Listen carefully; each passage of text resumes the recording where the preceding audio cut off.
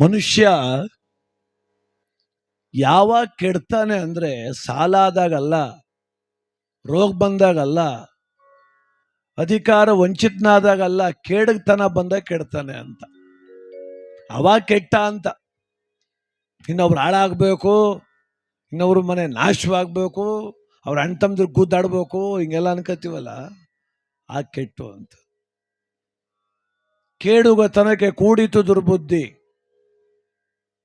ಕೇಡುಗತನಕ್ಕೆ ಕೂಡಿತು ದುರ್ಬುದ್ಧಿ, ಕೋಡಿಗನು ಬಂದು ಲಂಕೆಯ ಸುಡುವಾಗ ರಾವಣನ ಕಾಯುವರಾರು ಸರ್ವಜ್ಞ. ರಾವಣ ಮಹಾಶಿವಭಕ್ತ ನೋಡಿ, ಶಿವಭಕ್ತ ಕೂಡ ಹೌದು, ದಾನವ ಕೂಡ ಹೌದು. ಯಾಕೆ ಅಂದ್ರೆ ಅವರಪ್ಪ ವಿಶ್ರವಸು ಅಂತ ಜ್ಞಾನವಂತ ಅವನು, ಅವರವ್ವ ಕೈಕಸಾದೇವಿ ರಾಕ್ಷಸಿ.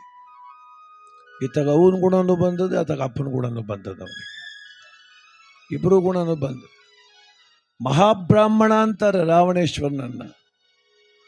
ಅಂಥ ರಾವಣನಿಗೆ ಬುದ್ಧಿ ಚೆನ್ನಾಗಿದ್ದಾಗ ಲೋಕೈಕವೀರ ಸುರನರಾತೀತ ವಶಿಗ್ರ ಚತುರಾನನ ಏನವನು ದರ್ಬಾರ್ ನಡೆದದ್ದು ಹೇಗೆ? ನವಗ್ರಹಗಳೇ ಅವನ ಸಿಂಹಾಸನದ ಮೆಟ್ಟಿಲುಗಳು. ರಾವಣನ ದರ್ಬಾರ್ ಅವನು ಕರೆಕ್ಟಾಗಿದ್ದಾಗ ಅಷ್ಟದಿಕ್ಪಾಲಕರು ಅವನ ಅರಮನೆಯ ಕಾವಲುಗಾರ. ಅವನ ಮನೆ ಪಂಚಾಂಗ ನೋಡ್ತಿದ್ನಂತೆ ಬ್ರಹ್ಮದೇವ, ಬೇಕು ಅಂದಾಗ ಹಣ ಕೊಡ್ತಿದ್ನಂತೆ ಕುಬೇರ. ಯಾವಾಗ? ರಾವಣನ ಬುದ್ಧಿ ಚೆನ್ನಾಗಿದ್ದಾಗ. ಅದೇ ರಾವಣನ ಬುದ್ಧಿ ಹಾಳಾದಾಗ, ಕೆಡಗತನ ಬಂದಾಗ, ಪರಸ್ತ್ರೀ ವ್ಯಾಮೋಹ ಬಂದಾಗ, ಕೋಡಿಗ ಬಂದು ಅಂದ್ರೆ ವಾನರ ಕೋತಿ ಬಂದು ಲಂಕೆ ಸುಟ್ಟಾಕ್ಬಿಡ್ತು ನೋಡಿ. ಹಂಗೆ ಬೆಂಗಳೂರಿನ ಆಳ್ತಿದ್ದ ಡಾನು ಅಂತಾರೆ, ದೊಡ್ಡ ರೌಡಿ ಅಂತಾರೆ. 16 ವರ್ಷ 5 ಹೊಡೆದು ಬಿಸಾಕ್ಬಿಡ್ತಾನೆ ಕೊನೆಲ್ಲ ಅವನ್ನ. ನಮ್ಮೂರಿಗೆ ಚೇರ್ಮನ್ 5 ಸತ ಆಗಿದ್ರು. ಎಂಥ ಮೆಂಬರು ಗೊತ್ತೇ ಅವರು ಅಂತಾರೆ. 80 ವರ್ಷ ಅವನು ನಿಂತವನ ಎಲೆಕ್ಷನ್ಗೆ, 21 ವರ್ಷ 5 ನಿಲ್ಸ್ಬಿಟ್ಟು ಸೋಲ್ಸ್ಬಿಟ್ರು ತಗ ಅವನು. ಟೈಮ್ ಚೆನ್ನಾಗಿದ್ದ, 3 ಸತ್ತು ಗೆದ್ದ, 6 ಸತ್ತು ಗೆದ್ದ. ಟೈಮ್ ಕೆಟ್ಟೋಗೋದಲ್ಲ ಈಗ. ಅದಕ್ಕೆ ಮನುಷ್ಯನಿಗೆ ಕೇಡುಗತನ ಬರಬಾರದು. ಅಂತ ಮಹಾನ್ ಶಿವಭಕ್ತ ರಾವಣ ಎಲ್ಲ ವಿಚಾರದಲ್ಲೂ ಸರಿಯಾಗೇ ಇದ್ದ. ಆದ್ರೆ ನಾರಿ ಚೋರ ಅನ್ಸ್ಕೊಂಡು, ನಾರಿ ಚೋರ ದುಷ್ಟ ಗುಣವನ್ನು ಬಿಡುತ್ತೆ ಅವನಿಗೆ. ಪರಸ್ತ್ರೀ ವ್ಯಾಮೋಹಕ್ಕೆ ಸಿಲುಕಿದ. ಅದಕ್ಕೆ ನೀವು ಗಮನಿಸಬೇಕು, ಈ ಅನೈತಿಕ ಸಂಬಂಧ, ತಮ್ಮ ಸಂಸಾರ ಹೊರತುಪಡಿಸಿ ಕದ್ದಿ ಮುಚ್ಚಿ ಮೋಸದಿಂದ ಗಂಡನಿಗೆ ಹೆಂಡತಿ ಮೋಸ ಮಾಡೋದು, ಹೆಂಡತಿ ಗಂಡನಿಗೆ ಮೋಸ ಮಾಡೋದು, ಅವ್ರೇನಾಗ್ತಾರೆ ಗೊತ್ತಾ?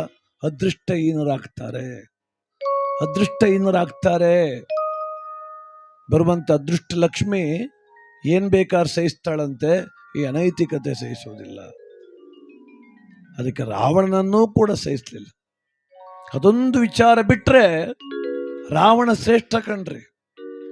ರಾವಳೇಶ್ವರನ ದೇವಸ್ಥಾನ ಅದಿಲ್ಲಿ ನಮ್ಮ ಮಳವಳ್ಳಿ ಹತ್ರ. ರಾವಳೇಶ್ವರನ್ಗೆ ಒಕ್ಕಲವ್ರೆ ಪೂಜೆ ಮಾಡೋರು ಇದ್ದಾರೆ ರಾವಣನ್ನ. ಆದ್ರೆ ಅಷ್ಟೂ ಉತ್ತಮನಾಗಿದ್ದ ರಾವಣ ಒಂದು ವಿಚಾರದಲ್ಲಿ ಮಾತ್ರ ದುರ್ಬಲನಾದ. ಹೆಣ್ಣಿನ ವಿಚಾರದಲ್ಲಿ ದುರ್ಬಲನಾಗಿ ಅವನಿಗಿಷ್ಟೆಲ್ಲ ಕೆಟ್ಟ ಹೆಸರು ಲೋಕದಲ್ಲಿ ಬಂತು. ಅಂದ್ರೆ ನಾವು ಅರ್ಥ ಮಾಡ್ಕೋಬೇಕು, ಒಳ್ಳೇದು ಮಾಡ್ತಾನೆ, ಧರ್ಮ ಮಾಡ್ತಾನೆ, ಇಷ್ಟೆಲ್ಲ ಒಳ್ಳೇದು ಮಾಡವನೆ. ಗ್ರಾಮ ಪಂಚಾಯತ್ ಮೆಂಬರ್ ಆಗಿ ಊರಿಗೆಲ್ಲ ರೋಡ್ ಮಾಡಿಸವನೆ, ವಾಟ್ರ್ ಟ್ಯಾಂಕ್ ಕಟ್ಸವನೆ, ಸೂಪರಾಗಿ ಮಾಡವನೆ, ಎಲ್ಲ ಮಾಡವನೆಲ್ಲ. ಹೋಲಿ ಬಿಡು, ಪಂಚಾಯತಿಲಿ 3 ಲಕ್ಷ ತಿನ್ಕಳಿ ಅಂದ್ರೆ ಬಿಟ್ಟವ, ಒಳ್ಳೆ ಉಣಸೆ ಅಂತ ಇದಂಗೆ ಆಯ್ತಪ್ಪ. ಇಷ್ಟೆಲ್ಲ ಒಳ್ಳೇದು ಮಾಡೋದಕ್ಕಪ್ಪ ಹಂಗೆ ಮಾಡ್ದ ಅಂತ ಅದನ್ನ ಹಿಡ್ಕೊಂತಾರೆ ಜನ. ಅದಕ್ಕೆ ಯಾವತ್ತೂ ಕೂಡ ಧರ್ಮದ ದಾರಿಯಲ್ಲಿ ನಡೆಯುವಾಗ ಎಚ್ಚರವಾಗಿರ್ಬೇಕು. 10 ಒಳ್ಳೆ ಕೆಲಸ ಮಾಡಿದ್ರು ಒಂದು ಕೆಟ್ಟ ವಿಚಾರ ಅಷ್ಟು ಒಳ್ಳೆ ಕೆಲಸವನ್ನ ಹಾಳು ಮಾಡ್ತಾರೆ. ನಾವೆಷ್ಟೇ ಒಳ್ಳೇದು ಮಾಡಿರ್ಬೋದು, ನಾವೆಷ್ಟೇ ಸಮರ್ಪಕವಾಗಿ ಬಾಳ್ತಿರ್ಬೋದು, ಆಡೋ ಒಂದು ಮಾತಿನ ಮೇಲೆ ಬಹಳ ಜವಾಬ್ದಾರಿ ಇರಬೇಕು. ತುಂಬಾ ಜನ ದೊಡ್ಡವರೆಲ್ಲ ಇಲ್ಲ ಒಳ್ಳೆಯವರೇ, ಆದ್ರೆ ಒಂದೊಂದು ಮಾತಾಡ್ಬಿಟ್ಟು ಎಲ್ಲರ ಕೈಲಿ ಬಯಸ್ಕೊಂಡ್ಬಿಟ್ರು. ಅದಕ್ಕೆ ಯಾವಾಗಲೂ ಎಚ್ಚರವಾಗಿರೋಣ, ಧರ್ಮದ ಬಲದಲ್ಲಿ ಬದುಕೋಣ. ನಾವು ರಾವಣನಂಥ ಶಿವಭಕ್ತರಾಗೋಣ, ರಾವಣನಂಥ ದೃಢತೆರರಾಗೋಣ. ರಾವಣ ಆದರ್ಶವೇ ಆಗಿರಲಿ ನಮಗೆ, ಆದರೆ ಅವನಲ್ಲಿತ್ತಲ್ಲ ಪರಸ್ತ್ರೀ ವ್ಯಾಮೋಹ ಬರೋದು ಬೇಡ, ಪರನಾರಿ ಚೋರಿತನ ಬರೋದು ಬೇಡ, ಮೋಸದಿಂದ ಸೀತೆ ಒತ್ಕೋದ್ನಲ್ಲ ಆ ಗುಣ ಮಾತ್ರ ಬರುತ್ತೆ. ಅವನು ಪೂಜಿಸು.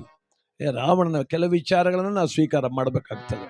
ಶಿವನ ಮನೆ ಪುರೋಹಿತನಾಗಿದ್ದವನು, ಅಂಥ ಮೆರೆದ ಸ್ವರ್ಣ ಲಂಕೆ ಅಧಿಪತಿಯ ಅಧಪತನಕ್ಕೆ ಕಾರಣ ಬೇರೆ ಯಾರೂ ಅಲ್ಲ, ಸೀತೆ ಅಲ್ಲ, ರಾಮ ಅಲ್ಲ, ಹನುಮ ಅಲ್ಲ, ಸ್ವತಃ ರಾವಣನೇ ಕಾರಣ ಮಾಡ್ಕೊಂಡು. ಇಲ್ಲದ್ರೆ ಇವರೆಲ್ಲ ಯಾಕೆ ಬರ್ತಿದ್ರು? ಅವನ ಬುದ್ಧಿ ಸರಿ ಇದ್ರೆ ರಾಮನು ಬರ್ತಿರಲಿಲ್ಲ, ಸೇತುವನ್ನು ಕಡ್ತಿರಲಿಲ್ಲ, ಅವ್ನು ಸಾಯಿಸ್ತಾನೆ. ಅಲ್ಲಿಗೆ ಒಳ್ಳೆಯದು ಕೆಟ್ಟೋದು ಹುಟ್ಟೋದೆಲ್ಲಿ? ನನ್ನಲ್ಲಿ.